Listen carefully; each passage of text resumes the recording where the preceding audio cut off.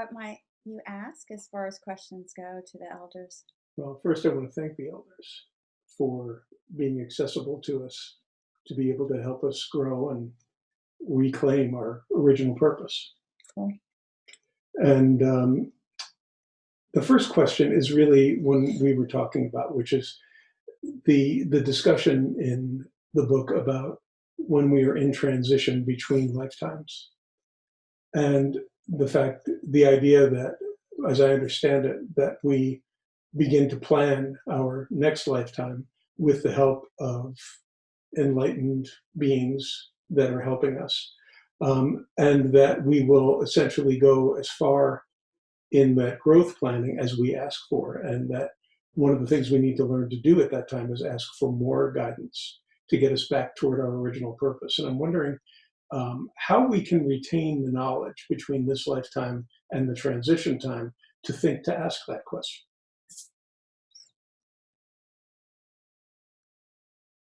We would say that when you are in that space of transitory wonder, that all does travel with you from that which you did conspire to believe and perceive while physically placed. And in that space, there is not the mental box nor the egoic measure to distract and to elicit a change of direction, of course, preference from those distractions. And so it is more the full recall, the full understanding and belief system that then does travel concurrently with you to that next point in time, so that you then formulate what will become those next steps you do take in the next incarnation. So the ego resistance that we experience in this lifetime is not there, but we do carry our belief system with us. And the limitation on us is no longer the ego, it's the beliefs that we hold in our hearts at that time. Is that true? So we would say that the belief system does travel with Mhm. you, and whether or not that belief is so is not discerned one Mhm. way from the other, but rather the reinforcement of the belief held irrespective of the posturing of the belief itself.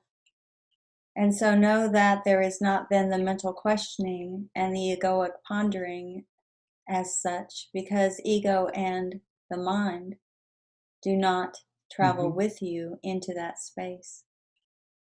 So if we accept the idea and believe the principle that there will be more growth possible than we can envision, and we ask for that help, then we will remember to ask.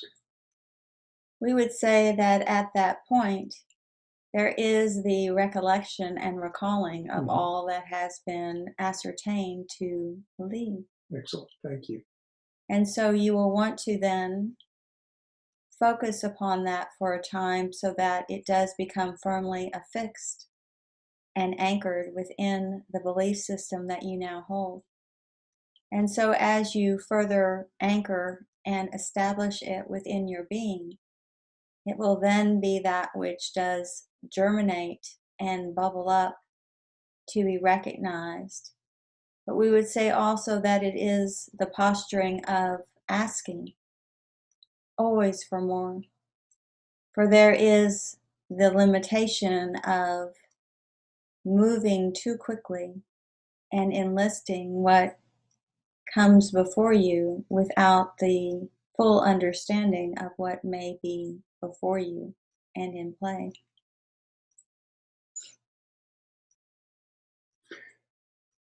Is it a good habit to get into asking for help and guidance from those enlightened spirits while we're in this lifetime?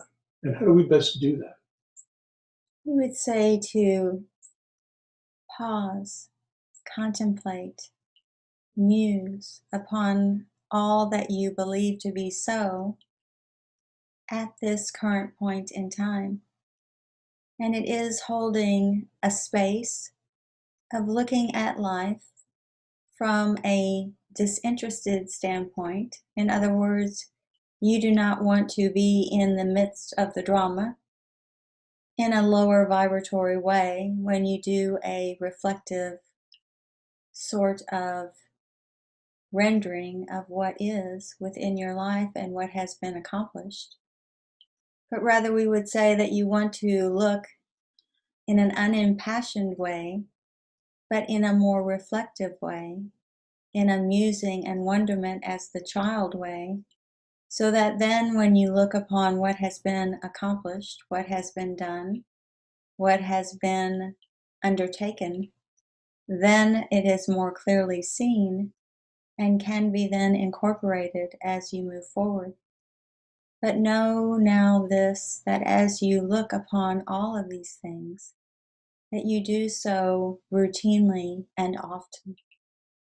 For it is when you think that you know and that you have found the way and now you are going to move forward to enact and to do those things, that at that point, before you dipped your toe into the water, so to speak, that you then look once again with that musing and with that contemplative eye to see if it really is truly as you envision it to be.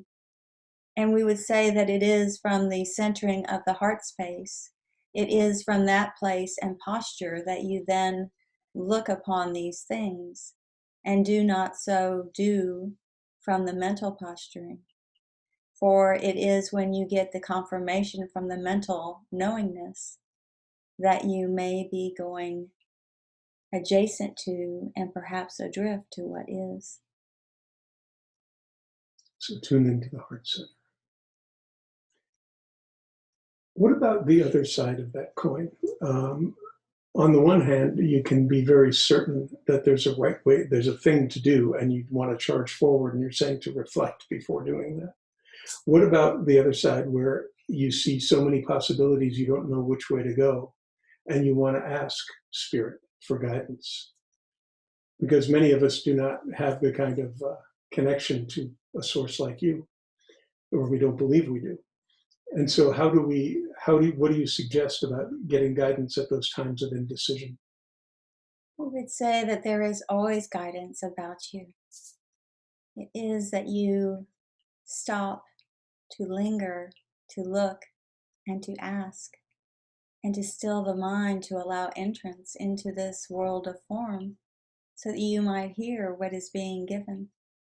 For each time the call is made, there is an answer, but you must look as the detective who does sleuth out what it seeks to find. And so you must always be in that posing methodology of wonderment and of knowing that there is more to be enlisted and seen.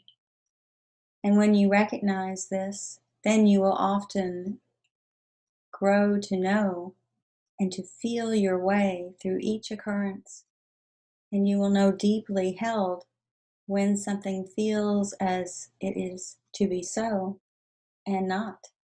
For those that are not as they need to be, then do shift and move and change and cause that uncertainty and the unsteadiness of what might be elicited otherwise.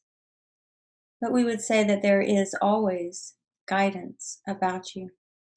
And it is perhaps that you have not fully connected to that guidance, but know that it is there and waits to be engaged often. So as you look at us, all of us billions of people who call for help on a regular basis, what do you see as the things that block us from receiving? We would say that the mind and ego enter in to elicit a quick fix and do pause the mind to divert and digress and to consider things that might be a rapid solution. But oftentimes, the rapid solution is not the long term one. And so you will soon find yourself back in a similar occurrence in a most troubling way. And it is then that you must look to see why you are there again. And so, if you will but pause the mind and enlist resources such as the pausing meditational offering that is given, so that you move the mind off and onto the shelf and away, then you have the opportunity to create that open space where more might enter in. And then you might hear the small, soft voice, the voice that is meek and mild and does offer more within the equation to give you a long-term solution that is not a reactionary one.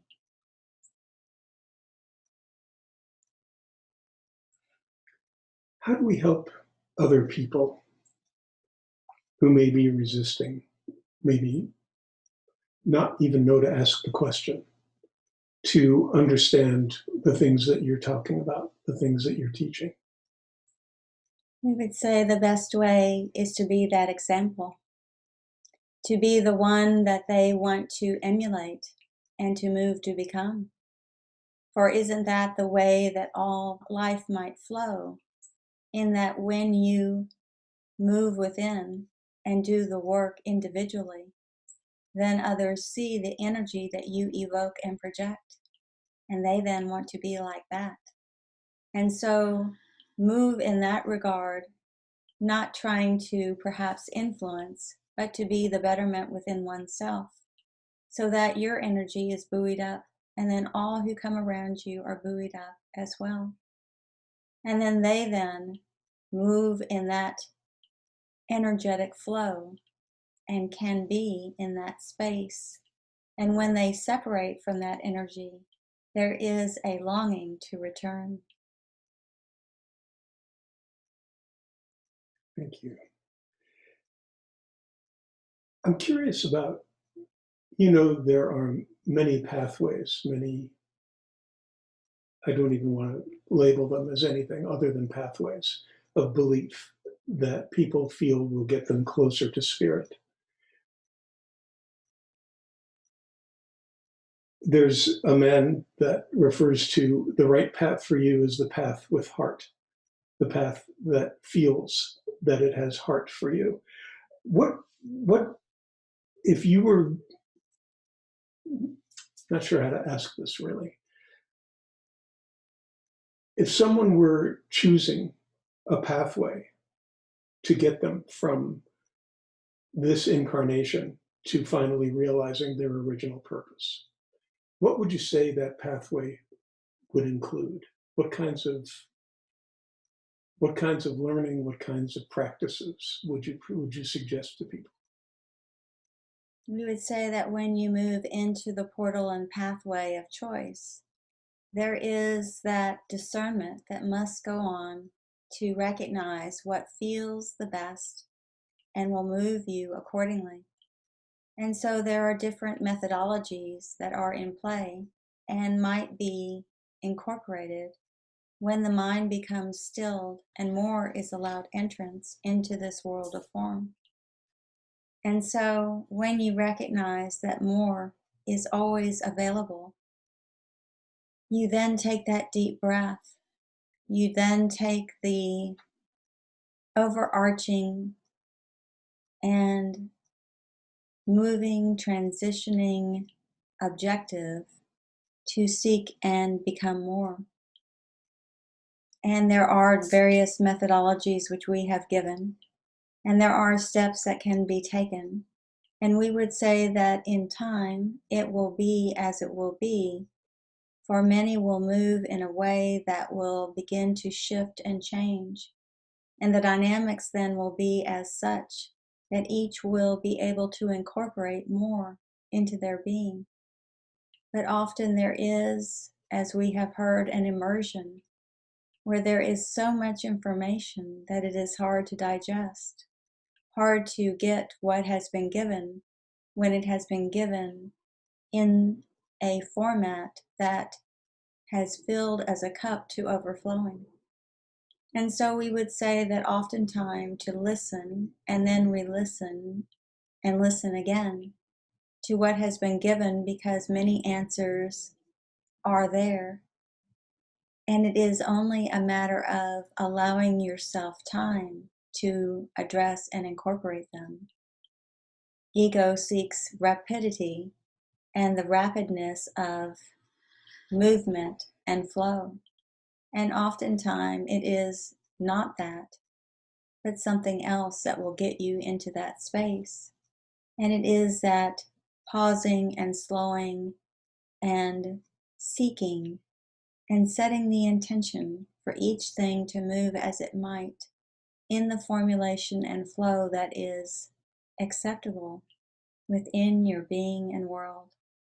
And so there is nothing wrong with taking a pause, taking that time to digest what has been given, and knowing that one methodology that was given might be one method or manner, but there may also be other methods and manners that will be more acceptable once there has been a infusion of understanding. And that infusion can only happen when you stop and pause and allow it to be. And so seek as you have known to pause and stop and reflect, and perhaps even listen again, and perhaps again another time, because there is more that has been given that perhaps was at the tipping point of being able to receive. And so you will find that there is more than you perhaps saw before when you have had the time to do the inner reflection and the absorption of the information given. And there is nothing wrong with that. It is, in fact, the way it is. And so we look to having further discussions once that absorption has taken place. As do I. Now, is there anything else that I'm not asking you that I should be asking you? Anything you want me to know, us to know? We would say that there is a melding and a churning and a turning at this time, and that there is much in flux and flow. And we would say, rather than giving more at this time and seeing the consciousness as we do, that we will wait and allow the processing of the information to occur. And then we will see where we stand at that point in time. Thank you, elders. Mhm.